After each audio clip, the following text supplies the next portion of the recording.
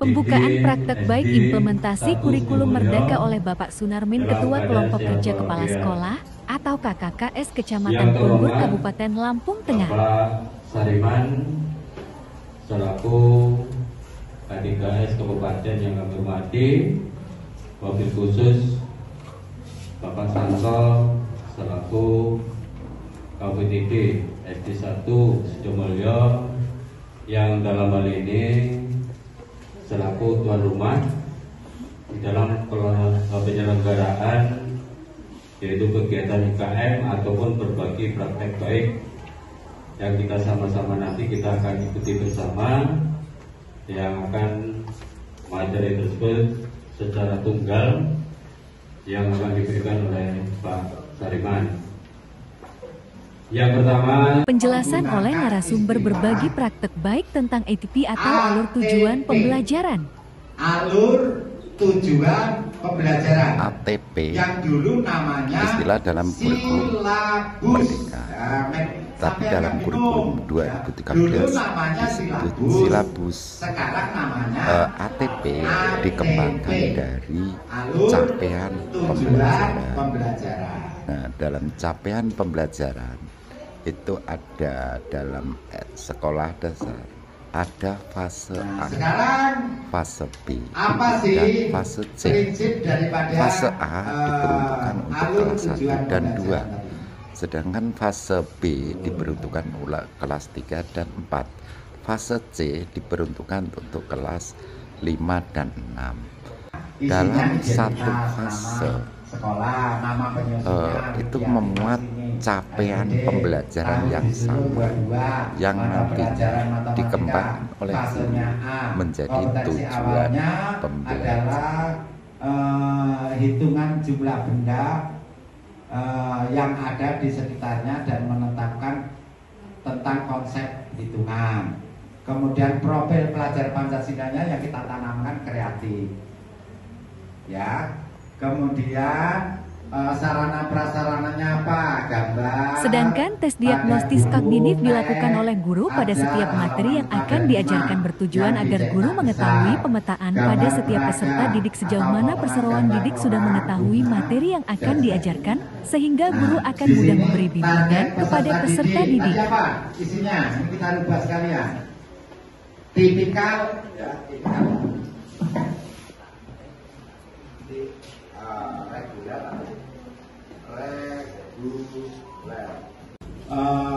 Kecamatan Punggur itu memilih opsi kebetulan bersama dulu ya di rumah saya. Nah, penjelasan tentang pembelajaran berdiferensi, yaitu pembelajaran yang berpusat pada siswa. Ini yang membedakan antara kurikulum Merdeka dengan kurikulum K13 adalah pembelajaran berdiferensiasi. Angel mentok. Apa ini berdiferensiasi ini? Nah, itu ya. Apa ini? Nanti akan kita belajar. Ini yang membedakan. Nah, secara gambaran gini, kita dulu ya. Nah, ini bagaimana penerapan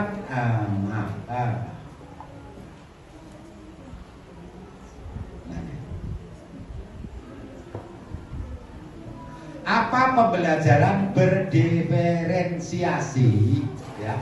Apa sih? Ini nanti tak kirim aja Bu lewat WA Pak Narme, nanti dijelaskan pula dalam penyusunan modul ajar dan skenario pembelajaran oleh narasumber bahwa saat ini pembelajaran dilakukan oleh guru adalah pembelajaran yang berpusat pada siswa. Pembelajaran berpusat pada siswa diawali guru wajib melakukan tes diagnostik atau tes awal pembelajaran. Sekarang ajar dari angkatan dulu sampai sekarang ini, kalau ajar di kelas itu bagaimana? Dianggap murid itu sama kan? Iya kan? Belajarnya klasikal kan? Iya. Sebenarnya tidak. Nah, kurikulum Merdeka akan menekankan pada pembelajaran berdiferensiasi ini, ya. Jadi ini saya ibaratkan siswa ini, Nah, Bapak Ibu dari 25 orang IPA, pelajaran IPA, yaudah buka buku IPA halaman sekian. Nah, judulnya tumbuh-tumbuhan. Anak-anak, tumbuh-tumbuhan itu terdiri dari beberapa jenis tumbuhan. Ada yang tumbuhan mempunyai akar tunggang, ada tumbuhan yang mempunyai akar serabut, ada tumbuhan yang ini, dan bentuk daunnya seperti ini. Nah, ini guru, kemauan guru mentransfer ilmu ke murid. Itu yang dikatakan guru lebih memaksakan kehendak sendiri. Yang biasa ibu lakukan seperti itu kan? Iya. Yo, salah. Yo, kita koreksi, refleksi. Ini refleksi.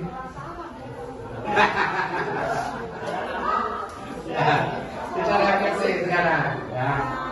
Guru tidak memahami minat dan keinginan murid.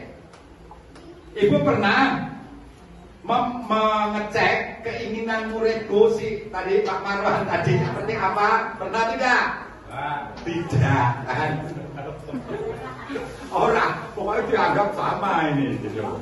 Kemudian kebutuhan belajar murid tidak semuanya terpenuhi karena ketika proses pembelajaran menggunakan satu cara yang menuntut guru sudah baik, ceramah baik, ini saya sudah baik, ini saya ceramah, saya itu menerangkan sudah sampai berbusa-busa gitu. Jadi perkembangan kelas 1 dan 2 itu dalam satu fase perkembangan, kelas 3 dan 4 dalam satu fase, kelas 5 dan 6 dalam satu fase. Nah, capaian pembelajaran antara kelas 1 dan 2 itu sama. Lah, lucu toh Bu? Nih ya, saya bacakan nih. Fase A umumnya untuk kelas 1 dan 2 SDME, MI atau program paket A. Nih, saya bacakan. Kalau nggak kebaca di situ, pada akhir fase A, pada elemen Al-Quran hadis, peserta didik dapat mengenal huruf hijaiyah dan harokatnya. Nah, ketiga, H/2022.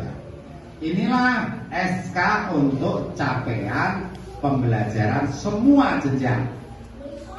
Halamannya ada 1822. Kepala sekolah ini kalau ngeprint mumak. Bagaimana caranya untuk ngeprint ini? Nanti serahkan operator, dipilih di sini ya.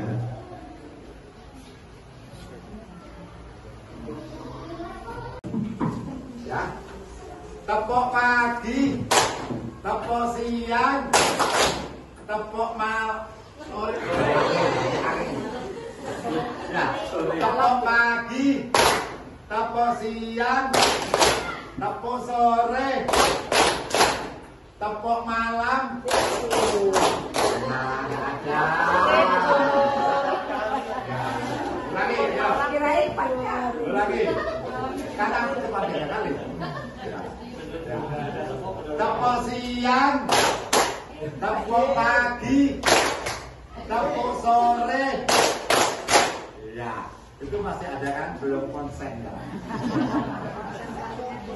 Nah, Bapak Ibu, hal seperti ini yang saya lakukan ini adalah untuk memotivasi siswa. Pada saat Ibu mengajar di kelas, siswanya sudah mulai loyo, jam 10 sudah mulai lapar, sudah mulai gelisah. Ayo lakukan seperti itu. Ya, dibuat suasana menjadi semangat. Ya, itu salah satu untuk dukungan belajar diferensiasi. Nah, ada meja, ada almari, ada papan tulis, ya, ada papan pajangan ini. Itu prasarana. Kalau sarana adalah ruangannya, ya. Nah itu, jadi D itu adalah sarana prasarana. Kemudian ada target peserta didik nanti pada kolomnya, ya. Yang RPP nggak ada dulu. Peserta didik yang menjadi target yaitu peserta didik reguler atau tipikal, umum, tidak ada kesulitan dalam rencana memahami materi ajar. Nah, jadi nanti Bapak Ibu menentukan target peserta didik mengisinya itu dengan reguler atau tipikal. Kalau reguler itu adalah semua peserta didik sama, mayoritas. Nah, kemudian nanti ada satu peserta didik atau dua peserta didik yang mempunyai kebutuhan khusus. Nah, kalau yang mempunyai kebutuhan khusus itu namanya ada peserta didik mengalami kesulitan belajar. Itu ya isinya target peserta didik.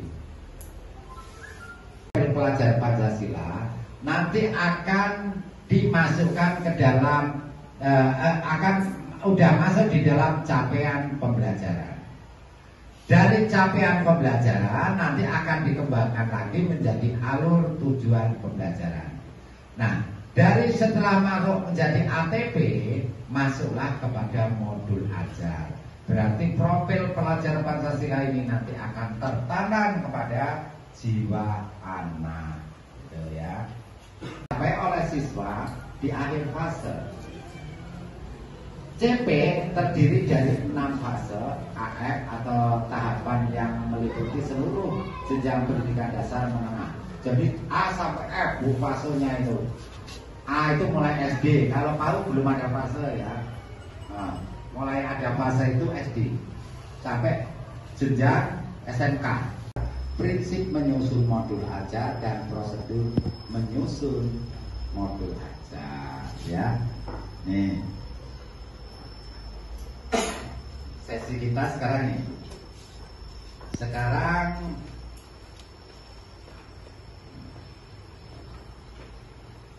konsepnya. Konsep modul ajar. Kalau konsep RPP ya sudah dipahami semua. Modul ajar adalah sejumlah alat atau sarana, media, metode, petunjuk, dan pedoman yang dirancang secara sistematis